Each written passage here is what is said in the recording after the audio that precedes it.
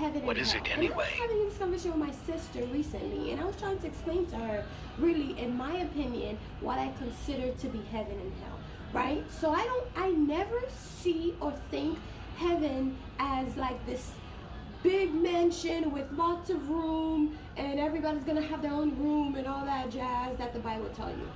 Also, I don't think hell is also a place where it's like fire and they're gonna toss you in the fire for doing bad, for stealing a piece of candy, or for doing something crazy, right? Your heaven and your hell is basically within. Your heaven, your hell is on earth. So whatever you do on this planet, you will pay for it right here. And if you don't get to pay for it right now, you will reincarnate and live your karma or your hell here on this planet. So, in my opinion, heaven is a state of mind. It is when you finally reach the level of success and happiness and joy that you always dream of living, that is considered your heaven. So for example, those celebrities who didn't have to go through like really horrible things to get their money, or people who are rich and they have exactly what they need in this planet, on this earth, that is considered their heaven. They created that life, which is supposed to be their heaven, right? Because heaven is exactly what you dream of it to be.